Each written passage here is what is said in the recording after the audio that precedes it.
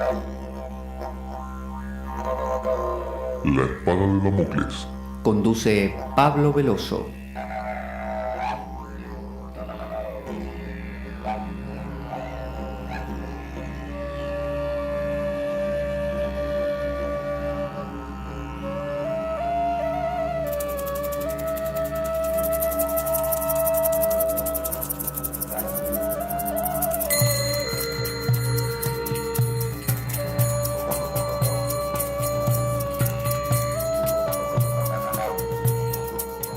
Tal como lo cortés no quita lo valiente, así lo hilarante no quita lo profundo. Y dado que la vida es un juego, aquí comienza La Espada de Damocles. La ficción más real que puedas concebir. La Espada de Damocles es un programa que por mera falta de objetividad cree ser diferente. Personajes mitológicos salidos de los más profundos avernos. Leyendas escabrosas y sin sentido. Curiosidades inquietantes e inútiles. Historias antiguas malversadas por nuestra incapacidad de entendimiento. Y cuentos carentes de profundo significado. También pretenderemos sin el menor éxito entender al ser humano en toda su dimensión. En suma, si quieres desperdiciar tu vida, aquí comienza La espada de Damocles, la ficción más real que puedas concebir.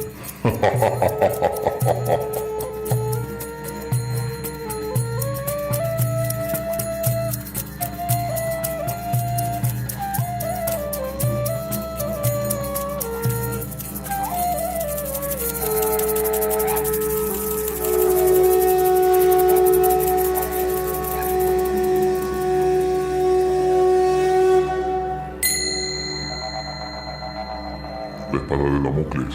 Conduce Pablo Veloso.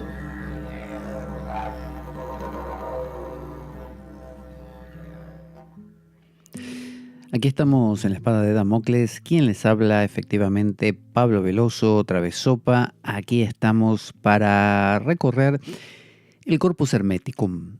Corpus Hermeticum, este libro con un nombre tan así rimbombante que uno lo escucha y dice, ¿qué será tal cosa, no? Bueno, el Corpus Hermeticum es un libro, un compendio de tratados de unos 27 tratados o 24, no me acuerdo, en griego allá por el siglo II, III después de Cristo, de nuestra era. Se entiende que proviene del antiguo Egipto y que es un remake griego de esa sabiduría mistérica egipcia que luego los griegos, como cultura bastante nuevita y bastante niña, tomarán de los griegos, de los egipcios y convertirán entonces en sus propios misterios, los misterios eleusinos, los misterios dionisíacos, los misterios órficos. Entonces, el Corpus Hermeticum, atribuido a Hermes Trismegisto, el 3 veces grande, es un diálogo entre Hermes y su hijo Tat, entre Hermes y Asclepios, donde se van dilucidando la naturaleza del universo y a su vez una especie de vía se va delineando que ya hemos contado que se dividía en 3 partes. Teníamos la vía de iniciación, la vía de regeneración y la vía de iluminación. La de iniciación, que fue la que recorrimos en el programa anterior, y un poco ya la de regeneración, la primera, la de iniciación, es una vía fácil. Es la vía que tenemos todos accesible, que está por todas partes. Es la divulgación general de lo que llamaríamos la espiritualidad. Pero el tema es la regeneración, la segunda. Cómo llegar a eso. Y vimos que tenía que ver bastante con el nous, con un aspecto de nuestra capacidad de percibir la existencia que tiene que ver con el silencio, con disminuir el ruido del logos. Y aquí en el Corpus Hermeticum, el logos es entendido como la mente discursiva, el ruido de los pensamientos. Eso hace emerger la potencia del nous, el intelecto, la capacidad de conectarse con ese silencio, o de que el silencio emerja, mejor dicho, no de apropiárselo, porque es imposible. Así que volvamos entonces a nuestro texto. El nous dice, se alcanza arrojándose en él. O sea, uno pregunta, y bueno, ¿cómo se alcanza ese silencio? El silencio que me hablan en el budismo zen, el silencio que me hablan en la contemplación cristiana, el silencio que me hablan en la actitud de sakshi, de testigo hindú. ¿Cómo se logra? Bueno, arrojándose en él. Vamos a ver en el Corpus Hermeticum, en el tratado número 4, verso justamente 4. Vamos a buscarlo, el 4.4, ¿no? 4.4, Capicúa dice, Tat, que es el hijo de Hermes, pregunta, ¿y dónde lo ha puesto Dios al nous, al intelecto? Y responde Hermes, con él ha llenado una gran crátera, es decir, crátera como un cráter, es decir, una vasija, que ha enviado a la tierra y ha escogido un heraldo con la orden de proclamar estas palabras a los corazones de los hombres. Un poco se acuerda como Juan el Bautista, que proclamaba, arrepiéntete de tus pecados, vuelve a Dios. Bueno, lo que proclama ese enviado, ese heraldo, ¿no? Ese que proclama, justamente la proclama, la buena nueva, el evangelio, proclama el querigma, ¿no? La anunciación, el anunciamiento. Dice, sumérgete, tú que puedes, en esta crátera que te ofrezco, tú que crees poder alzarte de nuevo hacia aquel que a la tierra envió la crátera, tú que sabes por qué has venido al ser. Por tanto, todos aquellos que han prestado atención a la proclama y que han sido bautizados con este bautismo del intelecto, esos han tomado parte en el conocimiento y se han tornado hombres perfectos, porque han recibido el intelecto. Aquellos que por el contrario han negligido escuchar la proclama, esos son los logikoi, porque no han adquirido el intelecto e ignoran por qué han nacido y de qué autores. Entonces, lo que dice es que el nous está por todas partes y que hay un heraldo, que hay un alguien, una persona que vino o que viene al mundo siempre. Es el gurú, es el Cristo, es el logos en el otro sentido, en el sentido estoico. Aquella palabra, o en un sentido plotiniano, aquella palabra, ¿no? Aquel mensaje que siempre nos está hablando desde lo profundo y nos dice eso de regresa al origen, hay una forma, ¿no? Esa es la opción. Y dice que el que no escucha la proclama se convierte o es un logikoi, ¿no? Un tipo que no ha adquirido el intelecto. Recuerde que el nous, el intelecto, se consigue, no te lo dan, no está dado, no naces con él. Naces con una mente, todos tenemos una mente y pensamos pensamientos. Pero esta capacidad de tocar el silencio, de conectarse con el silencio, te la tenés que ganar. Bueno, eso es lo que proclama la vida desde todos los ángulos. Mirando una flor lo podés descubrir, mirando el cielo, pero claro, obviamente a veces necesitamos algo más concreto. Y ahí viene el discurso, la explicación, como habíamos visto antes, esto de el logos, la razón, la episteme, un conocimiento racional que nos expliquen bien todo, y eso genera una técnica, por ejemplo, de meditación, que luego nos lleva a abrirnos al intelecto y eso nos da la gnosis, el conocimiento. También hay otro verso en el capítulo 4, verso 5, siguiente verso, dice, las sensaciones de esos hombres son muy semejantes a la de los animales irracionales, o sea, los que no se conectan con este silencio, los que no escuchan este mensaje, no quieren. Y como su temperamento permanece en un estado de pasión y cólera, no se admiran de las cosas dignas de contemplación, no se ligan más que a las voluptuosidades y apetitos del cuerpo, y creen que para el disfrute de esas cosas ha venido el hombre al ser. Esto quiere decir que quien solamente se dedica a la voluptuosidad, a los placeres, a pasarla bien, nada más, en realidad tiene un techo muy bajo. Esa persona tiene un horizonte que llega hasta la punta de su nariz, nada más. Es decir, es alguien que no ve más allá, no capta el silencio detrás, ¿no? Simplemente se quedó con lo superficial. No está diciendo que lo superficial sea malo, lo que está diciendo es que si te quedas con eso solo, te quedas con poco. Por el contrario, todos cuantos han tomado parte del don que vino de Dios, esos, o tat, al Hijo le habla, cuando se comparan sus obras con las de la otra clase, ya no son mortales, sino inmortales, porque han abrazado todas las cosas por su propio intelecto. Recuerde que lo que aquí se llama el intelecto, el nous, es ese silencio que hay detrás de todo el ruido de nuestra mente. El ruido de nuestra mente es el que nos diferencia. Yo, por ejemplo, con mi ruido mental puedo decir, me llamo Pablo y me gusta hacer esto y lo otro. Eso me diferencia. Pero cuando yo disminuyo el ruido de mi mente, entro en algo que se llama silencio. Si al lado mío hay un señor llamado Juan, que también tiene su ruido mental, uno que dice, soy Juan y me gusta tal y cual cosa y no me gusta la otra, y también disminuye su ruido, y al lado nuestro hay una chica llamada María, que también disminuye su ruido, los tres entramos en el mismo silencio. O sea que el nous no es mi nous, tu nous o el nous de aquel, es el mismo nous. Entonces, quien mora en el nous, quien toca el silencio, el misterio, no toca su misterio, toca el misterio. Por lo tanto, está hermanado con todos los seres. Por lo tanto, se vuelve inmortal. Porque lo que muere, en realidad es lo que nace. Todo lo que nace está destinado a morir. Todo lo que empieza está destinado a finalizar, como decía el oráculo en la última parte de Matrix Revolutions, al final. Todo lo que empieza tiene un final. Bueno, esto es igual. Entonces, ¿qué es lo que no empieza? El silencio.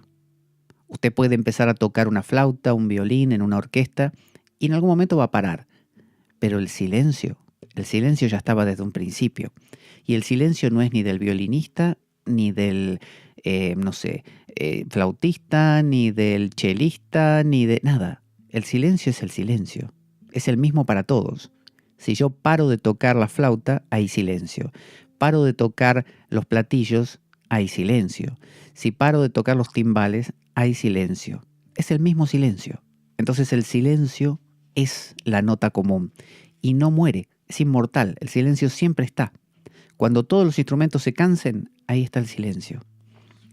Entonces quien vive en ese silencio es inmortal. No es inmortal en tanto que Juan, María, Pablo, no, ahí no. Juan, María y Pablo están destinados a desaparecer, pero el silencio no. Entonces, si yo me identifico con el silencio, soy inmortal. Si me identifico con Pablo, no. Dice, han abrazado todas las cosas por su propio intelecto, tanto las de la tierra como las del cielo, e incluso aquellas que están por encima del cielo. Por encima del cielo en el sentido de que entendieron que todas las cosas, la flauta, el oboe, el fagot, el contrabajo, todos son lo mismo porque en el fondo van a acabar entrando al silencio. Por más elevado que sea, por más que hablemos de los dioses, los ángeles, todos. Al haber elevado de este modo por sí mismos hasta una altura tal, han contemplado el bien con mayúscula, el ser, y habiéndolo contemplado consideran su estancia aquí abajo como una desgracia.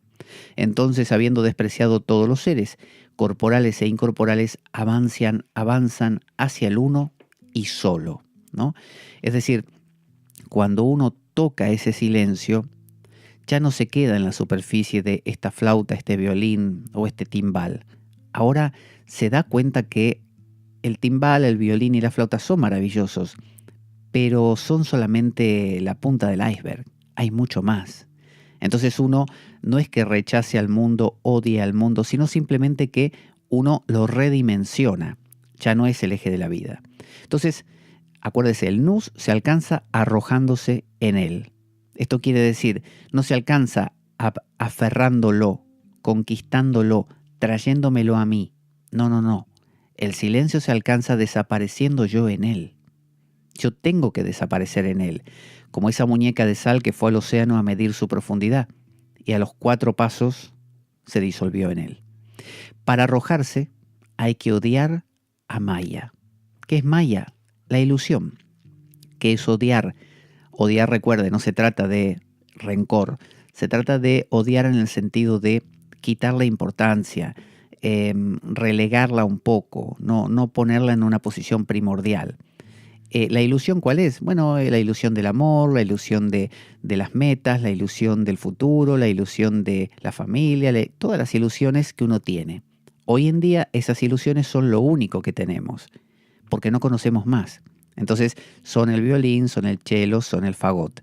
Ahora, si usted puede conectarse con el silencio que hay detrás, empieza a redefinir todo y ya no se vuelve loco con ningún instrumento. Eso es odiar a Maya. Y lo vemos en el capítulo 4 todavía, en el verso 5 y 6. Dice, en el 5 es el anterior que acabamos de leer, y el que le continúa, el 6, dice, bueno, este ya lo habíamos leído antes, no lo vamos a leer. Ya lo hemos citado más arriba. Habla justamente del atarse y de cómo soltar, ¿no? Acuérdese eso que hablamos de negar al padre, a la madre, que decía Jesús, uno debe odiar al padre y la madre. No se trata de odiar, se trata de redimensionar, no otorgarle un valor único y especial a nada. El camino interior se planteaba en el Corpus Hermeticum como un viaje estelar en las estrellas, que va uno de constelación en constelación, como si fueran los signos astrológicos, de virtud en virtud. Comienza, fíjese el viaje, con la Eusebeia, la piedad, y acaba con la aclinés, que es la imperturbabilidad. Aclinés, aquí es lo mismo que los estoicos llamaban la apateia o apatía, es decir, el vivir sin patos, sin pasiones que nos arrastren de aquí para allá. No quiere decir no sentir, quiere decir no vivir pegado a... vio esa gente que está contenta ahora, en 5 minutos está triste, luego vuelve a estar contenta a tope, luego se hunde al rato porque le pasó otra cosa en las profundidades del sufrimiento, y es así, es un rebote, un ping-pong horrible. Bueno, los antiguos filósofos se dieron cuenta que eso no era un modo de vivir equilibrado. Entonces buscaron la aclinés o la apateia. Esto lo vemos en el tratado número 3, verso 4. Entonces lo voy diciendo por si quiere también con un ejemplar del Corpus Hermeticum ir siguiéndolo. A partir de entonces comenzó para ellos la vida humana y la adquisición de la sabiduría, conforme a la suerte que les fue asignada por el curso de los dioses cíclicos. Fíjese cómo está ahora diciendo que todo ser humano está inmerso en ritmos muy grandes. Entonces, la adquisición de la sabiduría, ¿no? Todo este camino, toda esta aventura que recorremos, que le llamamos la vida espiritual, fue conforme a la suerte que les fue asignada por el curso de los dioses cíclicos. Es decir, hay un designio.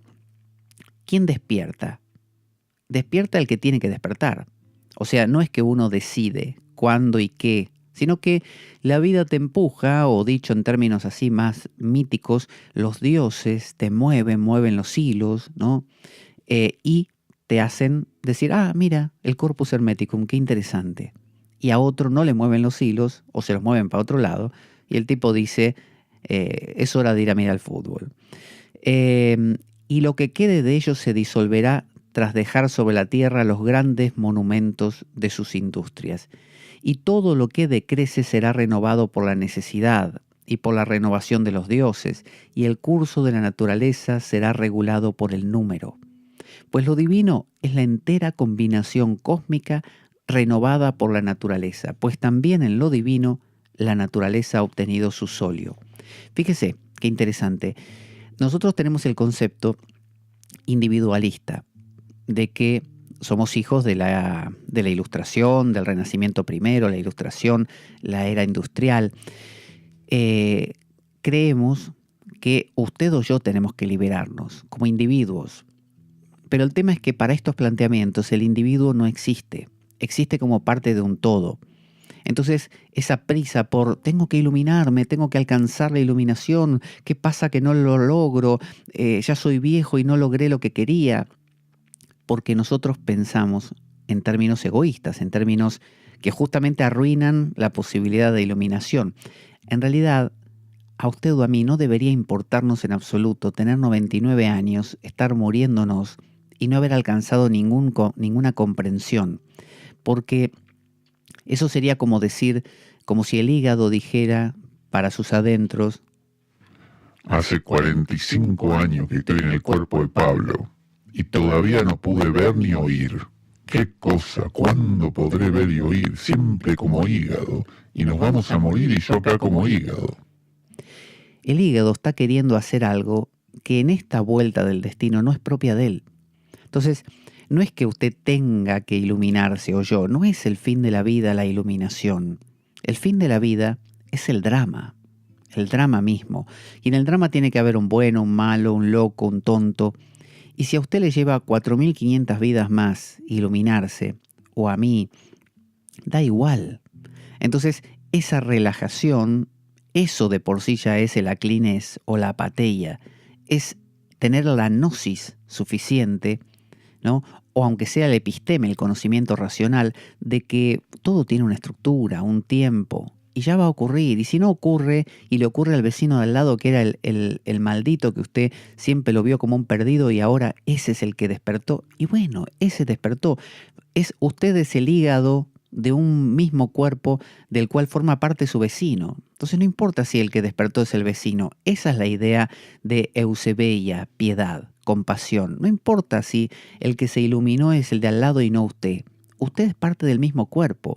Entonces no se trata, recuerde esto, de esa prisa por la iluminación. No importa si no se ilumina. Lo que importa es el juego. El juego. Entonces se plantea un regreso desde lo corporal a lo divino. Usted se preguntará, bueno, si todo es un juego, ¿para qué estudiamos el Corpus Hermeticum? Bueno, es un juego que incluye aprender, descubrir estas cosas y que estas mismas cosas normalmente cuando entran en su sistema, usted las escucha, lo informan, le da forma, lo van a inclinar a este despertar. Que puede que no suceda, pero puede que sí. Normalmente este tipo de cosas lo inclinan al despertar. Eso es lo más frecuente.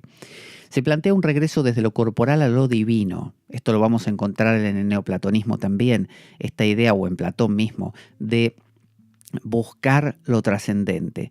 Pero no es algo solo de Platón. En realidad todas las culturas, de una u otra manera, han tenido esta sensación de hay que ir allá, ¿no? Hay un lugar al que tenemos que llegar. Algunos, uno dirá, bueno, sí, los animistas, las culturas matriarcales son más sensoriales, no les importaba lo metafísico, el mundo trascendental. Bueno, pero a veces pensaban que estaba todo bien en la vida, pero después había que emprender un viaje hacia los dioses o los antepasados. Siempre hay una meta, un algo más allá que no vemos. Hay 7 vicios. Vamos a ver ahora cuáles son los obstáculos que obstaculizan la pureza del nous. O sea, ese contacto con el silencio está obstaculizado por 7 velos, ¿no? ¿Cuáles son? En el Corpus Hermeticum, en el Tratado 1, que se llama el Poimandrés, ¿no? el pastor de los hombres, en el verso número 23, vamos a buscarlo por aquí, 22, 23, aquí. En cuanto a los insensatos, los malvados, los viciosos, los envidiosos, estos son los obstáculos. Sería la insensatez, la malicia, no la vamos a explicar cada una porque sería muy largo, los viciosos, o sea, el vicio, los envidiosos, la envidia, los avariciosos, la avaricia, los asesinos, ¿no? Los que dañan, y los impíos, ¿no? La falta de justamente pureza. Me apartaré de ellos, dice, y cederé mi lugar al demonio vengador que aplicando el aguijón del fuego al hombre de esta disposición, lo penetra en sus sentidos, inclinándolo aún más hacia los actos impíos, con objeto de que les sea reservado un mayor castigo. Está diciendo que, básicamente, que más te metes en estos vicios, más sufrís. Una especie de cosa así. Metafóricamente lo plantea como un demonio que te clava un aguijón. Pero en el fondo es, más insensato, más malvado, más vicioso y lo demás seas, más problemas te traes. No cesará este hombre de dirigir su deseo hacia apetitos sin límite. Esa cosa de deseo sin límite, lo que el Buda llamaba Trishna, una sed de, porque uno piensa, bueno, si yo tuviera, ¿no? Y uno se imagina, no sé, ganar a la lotería, claro, porque uno no lo tiene, pero si uno lo tuviera, en realidad sentiría la misma insatisfacción, los primeros días no, pasaría, no sé, un mes que uno está como en la gloria, y después eso se hace frecuente, y uno dice, necesito más, y ya no hay más, eso es lo peor, que el que está arriba ya no tiene más, por lo menos el que está en el medio, como nosotros, decimos, bueno, si yo ganara la lotería, el problema es que el que se la ganó, equivalente a eso es el famoso, el artista que ya tocó el cielo, Michael Jackson, así, que ya tiene todo, fama, dinero, dice, ¿y ahora qué hago? Eso es mucho peor que la situación media, la de cualquiera de nosotros, que dice, si yo tuviera, pero el que ya llegó y dice, ya lo tengo, ¿y ahora? Eso es mucho peor. Entonces, no cesará este hombre de dirigir su deseo hacia apetitos sin límite, guerreando en las tinieblas sin que nada pueda satisfacerlo. Y eso es precisamente lo que le tortura, haciendo aumentar cada vez más la llama que le consume. Por eso es que todos estos sistemas o tradiciones buscan la disminución de los deseos, del Trishna, como reorientar la vida hacia un mundo interior que no busque necesariamente una satisfacción exterior. También dice, y la progresiva vía para llegar a la octava esfera. Si entendemos ese 7 como un número sagrado, el octavo es entrar en otro nivel. Entonces, la octava esfera, vemos en el Corpus Hermeticum también tratado 1, el poema Andrés, pero en el verso ahora 25, y dice, y de esta forma, a partir de aquel momento, el hombre se alza hacia lo alto a través de la maquinaria de las esferas. Habla de un proceso gradual, fíjese, gradual. En la primera zona, abandona la potencia de crecer y de menguar. En la segunda, las industrias de la malicia, de modo que el embustero queda sin efecto. En la tercera, el deseo ilusorio, ahora sin efecto. En la cuarta, la ostentación del mando queda desprovista de sus finalidades ambiciosas. En la quinta, la audacia impía y la temeridad presuntuosa. En la sexta, los apetitos ilícitos que proporciona la riqueza, ahora sin efecto. Y en la séptima zona, la mentira que tiende trampas. Fíjese cómo habla de un proceso gradual donde primero nos planteaba cuáles eran los vicios y luego cómo esos vicios se van trascendiendo uno a uno para entrar en el octavo. Dice, y entonces desnudo de aquello que la maquinaria de las esferas había producido, esto es como el Buda, cuando alcanza ese estado de despertar y le dice a Mara, el demonio budista, le dice, Mara, escúchame, arquitecto, como el de Matrix, el de Matrix, ya te descubrí, nunca más volverás a construir tu casa. Eso es lo que le dijo el Buda a Mara. Eso es la naturaleza de la Ogdoada, ¿no? El estado del 8, o sea, más allá del séptimo nivel. Dice, entonces, desnudo de aquello que de la maquinaria de las esferas había producido. O sea, uno tiene que desnudarse de todo, por así decir, de todo lo material. Cuando uno se desnuda de todo lo material, entra en la Ogdoada, ¿no? Y no posee más que su propia potencia. Entonces canta con los seres himnos al Padre. El Padre en el sentido de Brahman, lo trascendente, el absoluto. Y todos los asistentes se regocijan con él de su llegada. Entonces se torna semejante a ellos y escucha ciertas potencias que están por encima de la naturaleza todavía más ogdoádica, difícil de pronunciar, cantando con una dulce voz himnos a Dios. Entonces ascienden ordenadamente hacia el Padre, se abandonan a las potencias y tornándose potencias ellas mismas, entran en Dios. Pues este es el dichoso fin de aquellos que poseen el conocimiento, tornarse Dios. Acuérdense que los primeros padres de la iglesia, padres del desierto mejor dicho, se les llamaba ahora no me acuerdo exactamente, pero como si fueran fosfóricos, ¿no? Padres fosfóricos, porque tenía que ver con la palabra fósforo, porque fósforo significa, es una palabra que viene del griego, de fósforos, de iluminar. Entonces, eran los padres que se iluminaban, ¿no? Que se producía la divinización, ellos lo llamaban así, divinizarse, transformarse a la imagen de Dios. Esa es la meta de todo ser, tanto en el camino de San Juan de la Cruz, Nicolás de Cusa, los padres del desierto, el hinduismo, el budismo o este corpus hermeticum. Pero recuerde, lo que se transforma no es algo que nace ahora, algo que ya estaba. En realidad el silencio es Dios, ¿no? Es la totalidad.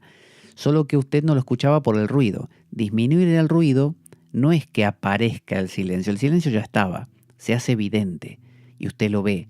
Y usted se hace eso. Cuando no hay ruido, usted es el silencio, porque es nuestra naturaleza. Así que si bien lo plantea así, como que uno va y lo ve al Padre, es una manera obviamente metafórica de plantearlo. Vamos a escuchar un audio que nos cuenta cómo colaborar con nuestro programa para que la espada de Damocles siga por ahí y yo ahí diciendo estas insensateces. Ahí va. Nuestro programa carece de sustento económico externo. Si quieres colaborar y apoyarnos, puedes hacer de cuenta que me invitas a un café y dejar una donación equivalente a ello o lo que tú desees a través del enlace de PayPal que aparece en nuestro canal en iBooks. Si tienes alguna duda al respecto, puedes enviarme un correo a info-espadaweb@gmail.com para informarte y desde ya muchas gracias por ello. Y recuerde que, si bien creo que hace un ratito dije que estábamos en la vía regenerativa, todavía estamos en la vía de iniciación, que es la vía de comienzo, la vía purgativa, la vía que nos mete, la de iniciación justamente, nos mete en el asunto. Entonces, son 7 niveles planetarios a atravesar hasta llegar al octavo, la Ogdoada, las estrellas fijas. Los antiguos que creían que había 7 planetas. ¿Por qué? Porque, bueno, veíamos 7. Más allá la vista no daba. Uno veía hasta Saturno. Cuando se inventó el telescopio se vieron varios más, incluidos Urano, Neptuno y Plutón, que hoy en día se han agregado, por ejemplo, a la astrología. Anteriormente eran 7. Entonces, el 7 era un número muy simbólico. El 8 era lo que se llamaba las estrellas fijas. Es decir, más allá del último planeta que se veía, que son los que se movían porque estaban cerca de la Tierra, se veían otras cosas llamadas las estrellas, pero fijas, que son las constelaciones, que son soles, ¿no?, de otros sistemas solares. Entonces están fijos. Esas estrellas fijas eran consideradas el telón de fondo. Era como si atravesás los 7 niveles de los planetas que se mueven, llegás a un punto donde todo está quieto. Bueno, lo quieto, el silencio, lo misterioso, son formas de hablar de aquello. Entonces es un viaje cósmico. Lo mismo que los dioses lo hacen con Osiris y Set. ¿Se acuerda? Osiris que daba vueltas durante el día, que era el sol, mientras que Set era la noche, que lo mataba durante la noche y renacía por la mañana Osiris y volvía a salir. Entonces, ese mismo viaje de morir y renacer, de atravesar niveles, como en las películas de acción, de aventuras, como El Señor de los Anillos, ir atravesando dificultades, pruebas, como las 7 pruebas de Hércules que el rey Euristeo le puso. Bueno, esto mismo hace el aspirante, ¿no? Esto hacemos nosotros. No se trata de dar un salto y ¡pum!, uno está ahí. Es poco a poco, es paulatino. Vamos a mirar para ver justamente eso en Génesis, ahora en la Biblia, en el libro de Génesis, que es el primer libro de la Biblia. Vamos a ver Génesis, capítulo 28, vamos a buscarlo aquí, capítulo 28, verso 12. 12 aquí. Dice: allí soñó que había una escalinata, estamos hablando de Jacob, ¿no?, cuando huía de su hermano Esaú. Se durmió en un sitio, apoyó la cabeza en una roca, durmió. Allí soñó que había una escalinata apoyada en la tierra y cuyo extremo superior llegaba hasta el cielo. Por ella subían y bajaban los ángeles de Dios. Ese es el verso. Esto dio pie, por ejemplo, a los alquimistas a hablar muchísimo de la escala de Jacob, ¿no?, y también de los padres del desierto, que hablaban mucho también de la escala de Jacob, haciendo la referencia a que, así como tenía escalones, o peldaños, de la misma manera la vida es un progresivo llegar a eso. Por eso los chakras, por eso no es que hay dos chakras, el de abajo y el de arriba, y ya está, das un salto y estás. No, es poco a poco, subo al segundo, subo al tercero, llego hasta el último y me doy cuenta que llegué hasta el último, pero que lo hice en un nivel. Ahora tengo que bajar y volver a empezar, pero en un nivel un pelín más profundo. Y así, y es infinito. Entonces, llegar a las estrellas fijas es llegar a la contemplación, a lo que llamaríamos la no mente, ¿no? El suñatá budista, el vacío, ¿no? El Brahman sin forma, nirguna sin forma.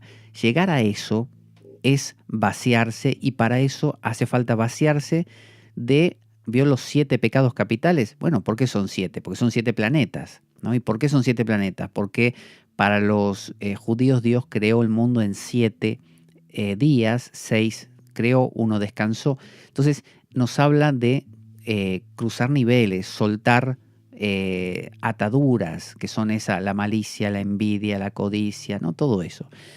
Entonces había, además de todo, oraciones. Todo esto tenía también un marco ritual. Y le digo tenía y tiene, porque cuando usted va a cualquier religión hoy también los encuentra. Este marco ritual tenía, por ejemplo, oraciones verbales.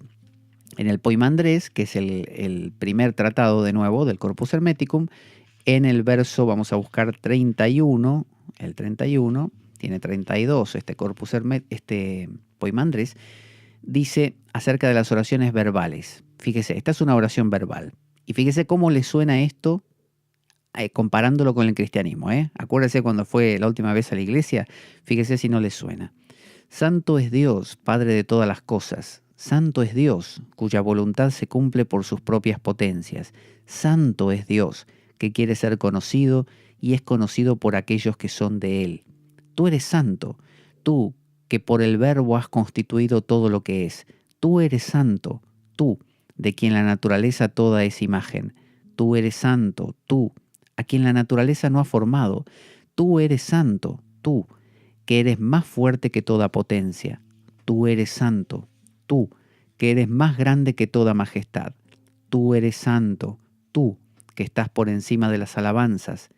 Recibe los puros sacrificios de las palabras que te ofrece un alma pura, un corazón tendido hacia ti, que eres inexpresable, indecible, tú, a quien solo el silencio puede nombrar. Fíjese cómo le suena de parecido a las oraciones que se dicen, por ejemplo, en una iglesia. Por otro lado, hay oraciones mentales. Aquí en el Poimandrés, en el 1, tenemos... en el Corpus Hermeticum, en el tratado quinto. No, en el quinto, vamos al quinto. Al quinto, aquí. Una oración mental, fíjese. He aquí una doctrina, o tat, dice Hermes a su hijo, que voy a exponerte sin escatimarte nada, para que no sigas sin estar iniciado en los misterios de aquel que es demasiado grande para ser llamado Dios. Fíjese cómo está diciendo que Dios es solo una palabra, hay más. Aquel que es demasiado grande para ser llamado Dios. Observa cómo el ser, que para la mayoría de la gente es inaparente, cuando uno habla de el ser más allá de Dios, la gente dice, no, ¿qué es eso? Se va a tornar para ti muy evidente. Le está diciendo, fíjate cómo lo que hasta ahora no entendés vas a entenderlo. En efecto, Él no podría existir siempre si no fuera inaparente, pues todo lo que aparece ha sido engendrado, por cuanto un día apareció. Era lo que decíamos más temprano, que todo lo que comienza perece. Para los hindúes, todo lo que es ilusorio es lo que ha comenzado a existir. Una mesa comenzó a existir en algún momento, cuando yo la llamé mesa. Cuando no parezca mesa porque se disuelva, se gaste o lo que fuera, o se rompa, yo ya no la llamaré mesa. Por lo tanto, dejó de existir como tal. Ahora es madera. Entonces, lo que siempre va a permanecer es lo que está detrás. En este caso, para seguir con la metáfora, madera.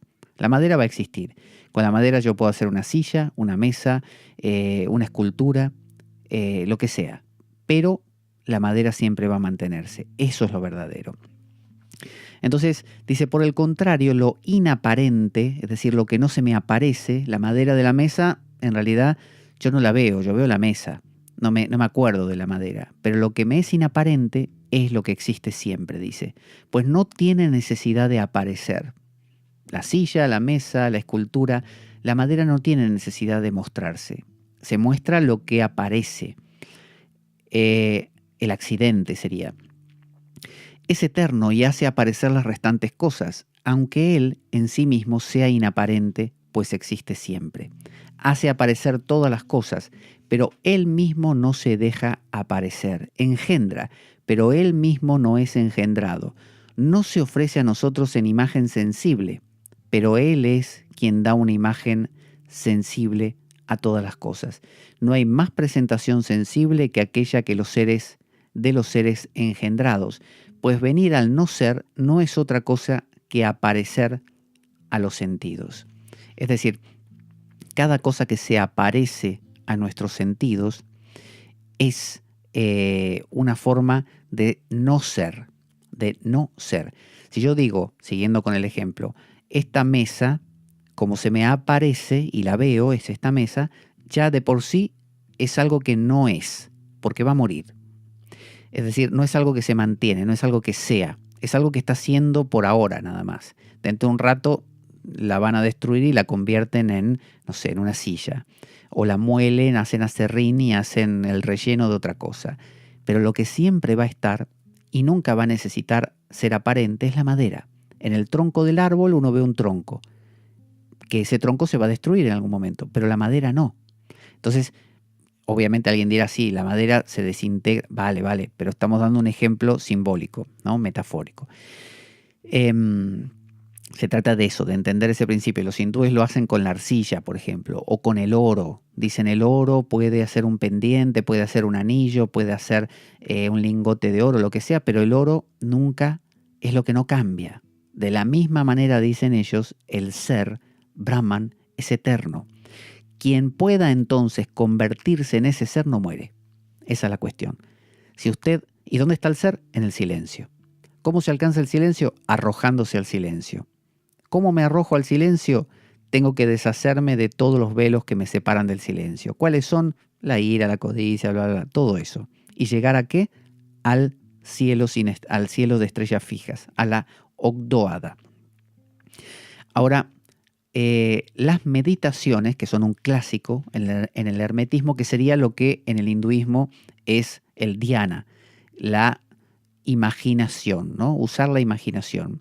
Entonces, cuando uno reza los salmos, por ejemplo, cristianos o judíos, uno está imaginando cosas. Porque los salmos cuentan un montón de eventos y cosas que le pasan al personaje principal de ese salmo y demás. O también en el cristianismo es lo que se llama meditar. Meditar es, por ejemplo, pensar acerca de un episodio de la vida de Cristo o de la Virgen. Entonces, en el Corpus Hermeticum quinto también, pero ahora en el verso 3, dice, por lo tanto, si quieres ver a Dios, considera el sol. Fíjese, le está proponiendo una reflexión. Esas reflexiones son un clásico dentro del hermetismo, se usan en el hinduismo, se usan en el cristianismo. Por lo tanto, si quieres ver a Dios, considera al sol. Considera el curso de la luna. Considera el orden de los astros. Y ahora le hace una pregunta. ¿Quién es aquel que mantiene su orden?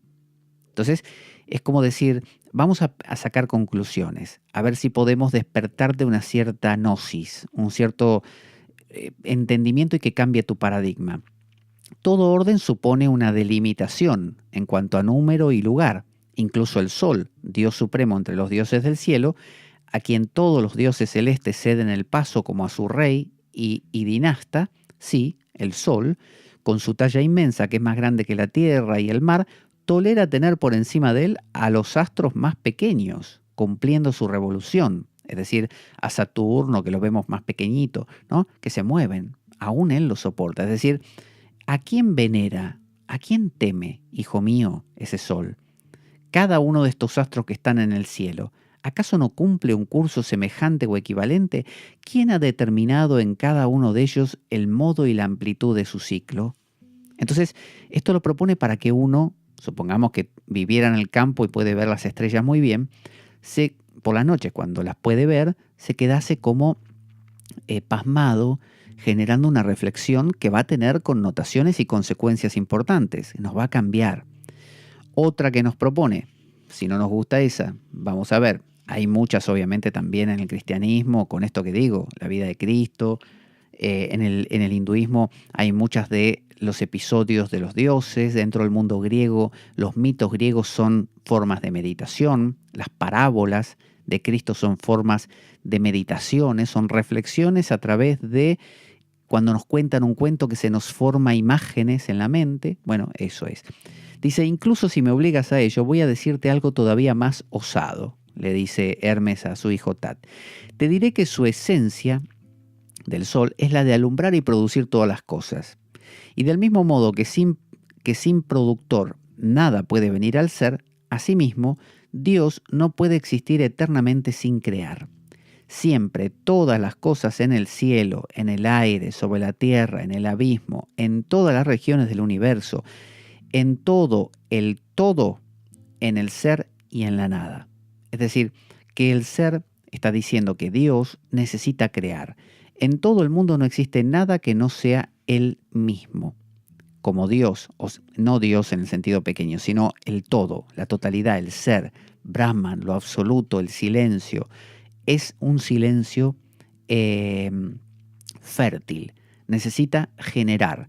Entonces, ¿qué genera? Genera pensamientos, genera seres, genera divisiones, genera ciclos, genera ritmos. Por eso el sol se mueve en un ciclo, la luna, las estrellas, los planetas, las etapas del ser humano, las estaciones del año, todo. Entonces, el ser es fértil, no es un ser muerto. Por eso existe todo lo que existe. Dice, en todo el mundo no existe nada que no sea él mismo. Por lo tanto, todo es él, como una suerte de panteísmo. La mesa es ese ser y por lo tanto cualquier cosa me puede llevar a ese ser, si lo sé ver. Él es, al mismo tiempo las cosas que son y las que no son. O sea, la madera de la mesa es el ser. La mesa, que va a desaparecer y se va a convertir en silla, también es el ser, aunque sea una especie de no ser, ¿no? Quizá líe un poco esto, pero es como Parménides cuando hablaba de que las cosas que son y las que no son. Pues las cosas que son, él las ha hecho aparecer y las cosas que no son, las contiene en él mismo. Volviendo al ejemplo, el aro o el pendiente es oro. El anillo es oro. La cadenita del cuello, el colgante, la gargantilla es oro. Por lo tanto, podríamos decir que el oro es tanto el oro mismo como cada una de sus accidentes, así se llama, ¿no? El anillo, el pendiente, el aro, o lo que fuera que uno haga con el oro. Entonces, todo es oro. El oro mismo es oro. Y todas las cosas son oro, aunque el anillo no sea un ser, es un no ser, porque no dura poco. Apareció hace un tiempo cuando alguien lo hizo y va a desaparecer dentro de poco. Por lo tanto, es un no ser. O podríamos decir un ser temporal, si queremos decirlo así. Pero como para estas culturas antiguas lo que no es permanente no existe, no es un ser, es una ilusión nada más, entonces se le llama no ser. Y luego tenemos en el capítulo 14 o en el tratado 14, versos del 9 al 10, dice, del 9 al 10, aquí está, dice, pues Dios solo tiene una cualidad, el bien, y el ser bueno no es ni desdeñoso ni impotente. Así es, esto es Dios, el bien, la absoluta potencia de crear todas las cosas. Y todo lo creado ha alcanzado el ser por Dios, es decir, por aquel que es bueno y que tiene el poder de crear a todos los seres. Ahora, si quieres saber cómo crea Dios y cómo alcanzan en el ser las cosas creadas, puedes lograrlo. He aquí una comparación hermosa y semejante. Fíjese la reflexión que va a plantear ahora. Observa al labrador, esparciendo la semilla en la tierra. Aquí trigo, allí cebada, más allá algún otro tipo de semilla. Observa cómo planta aquí viñas, allí un manzano y todas las demás especies de árboles. De este modo, siembra Dios en el cielo la inmortalidad, sobre la tierra el movimiento, en el todo la vida y el movimiento. Estos principios no son muy numerosos, sino que son pocos y fáciles de contar, puesto que son 4 en total, junto con Dios mismo y la naturaleza creada, y todos ellos constituyen la totalidad de lo que existe. Es decir, lo que está haciendo es hacernos pensar, generar una reflexión, de manera que uno pueda mirar el campo y reflexione acerca de todo este paradigma que plantea el Corpus Hermeticum, la idea de un silencio detrás del ruido, un silencio que se puede alcanzar convirtiéndose en él, arrojándose en él, un silencio que para arrojarse en él hace falta deshacerse de todos los lastres que uno tiene, que son esas 7 conductas que nos aferran, nos apegan a las cosas temporales. Entonces hay tanto oraciones verbales como, oh Padre grande que eres, eso vale mucho, lo plantea el Corpus Hermeticum, oraciones mentales que se hacen en el silencio de la mente, o meditaciones, ¿no? Como esta.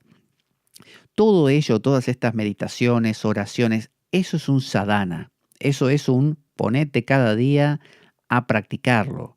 Todo ello buscaba desembocar en la contemplación. Es decir, no se hacía todo esto para llenar la cabeza de palabras. No, se hacía todo esto para que se organizase un poco más el mobiliario de la mente. Cuando usted tiene el mobiliario de la cabeza, por así decir, mal organizado, como en una casa que usted tiene los muebles mal puestos, usted se choca con todo. No puede caminar, si quiere salir de su casa hasta 2 horas, ¿no? Si quiere entrar lo mismo, las puertas no abren. Eso es una mente con mucho ruido, ¿no? Es un paradigma complicado. Trae dolor. Pero si usted se toma el trabajo de ordenar su casa, poner cada cosa en su lugar, crear espacios, caminitos, bueno, usted sale de su casa muy fácil, entra muy fácil. Eso es lo que buscan las oraciones verbales y mentales y las reflexiones. Por eso en el cristianismo mismo, la lectura, la práctica de la liturgia de las horas, la lectio divina, en el budismo la recitación de los sutras, en la India la recitación de los mantras también, y la reflexión, las meditaciones, todo eso es muy valioso, porque le reordena la cabeza. Es decir, desde muchos frentes, el frente de decir oraciones, el frente de ponerse a pensar en cosas, el frente de decir oraciones mentalmente como letanías, todo ello le ayuda a cambiar y ordenar su cabeza. Le envía mensajitos pequeños que van corrigiendo pequeños detalles de esa gran casa hasta que todo se ordena y desemboca ¿en qué? En la contemplación. ¿Qué es la contemplación? Es la capacidad de trascender el logos, es decir, de trascender el ruido de la cabeza. Cuando usted disminuye el ruido de su mente, usted alcanza el nous, el silencio. Vamos a ver qué dice ahora el Asclepios, ¿no? El Asclepios es otro texto, aquí lo tenemos, en el verso 32. A ver si lo tenemos por aquí, 9, 23...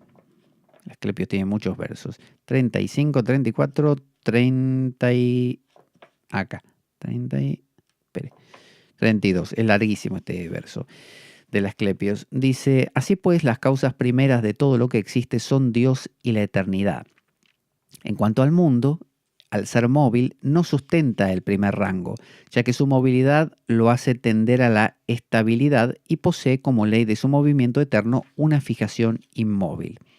Entonces, bueno, ahora plantea la idea de 4 intelectos, el conocimiento de Dios por la contemplación del mundo, y ahí nos vamos a centrar. La diferencia entre la inteligencia humana y el intelecto del mundo, ¿no? El nous, consiste en que nuestra inteligencia solo logra alcanzar y discernir el carácter del intelecto del mundo a fuerza de aplicación, mientras que el intelecto del mundo se eleva hasta el conocimiento de la eternidad y de los dioses que están por encima de él. Se lo voy a traducir, mire. Imagínense el amor de una madre, ¿no? Usted es mamá, ¿no? Y tiene un hijo y lo quiere muchísimo. Eso es un amor de madre. Eso es muy local, es muy humano, es de Juanita o María, ¿no? O Marcela.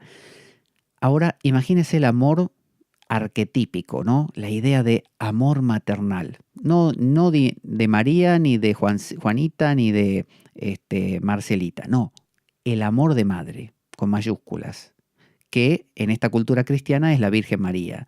En la cultura hindú es Yashoda, la madre de Krishna, por ejemplo, y así.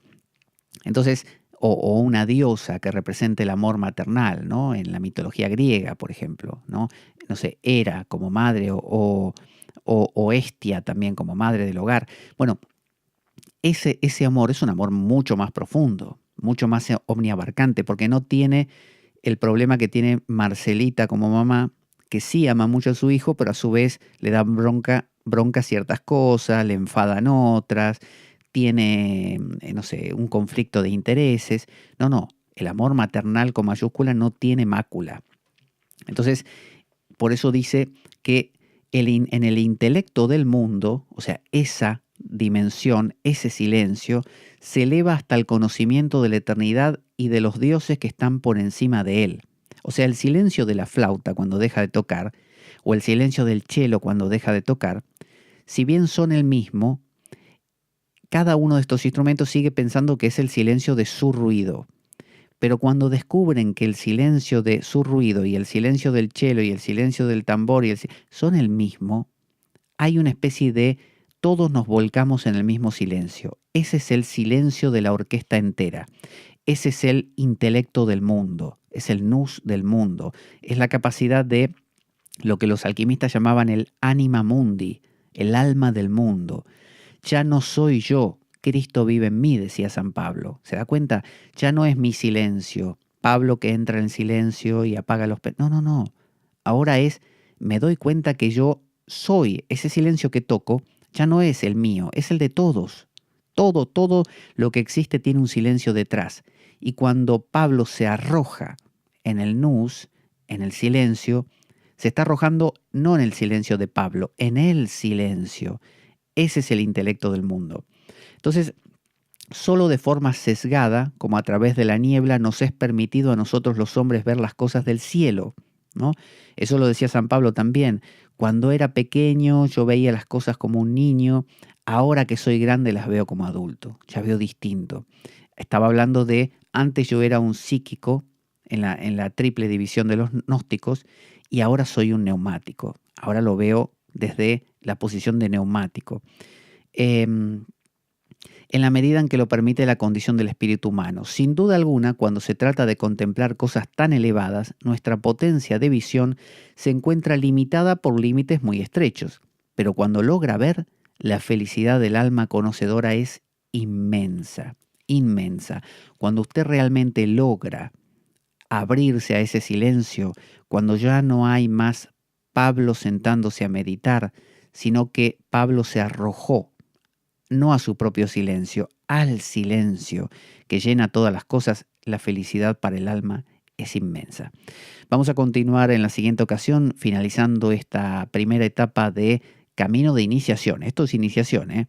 Luego va a venir en unos pocos ítems ya, de unas pocas citas más, la vía regenerativa, que es la que realmente te cambia. Y ahí lo quiero ver, ¿eh? Así que vamos a nuestra cortina de despedida y ya nos encontramos la próxima. Soy Pablo Veloso para la Espada de Damocles. Ahí va.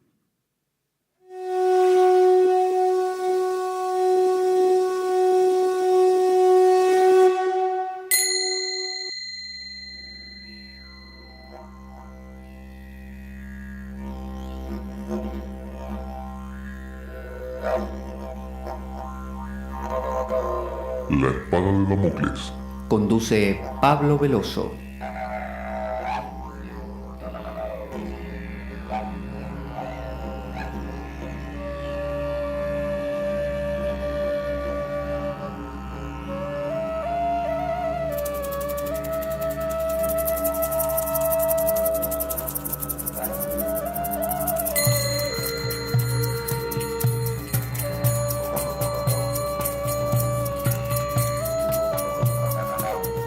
Y dado que la vida es un macabro juego concebido por una mente perversa, únete a nosotros en nuestro próximo programa, cuando escuches las siguientes palabras. La Espada de Damocles, la ficción más real que puedas concebir. Buena vida para todos, buena semana y... ¡Avanti, damocleanos!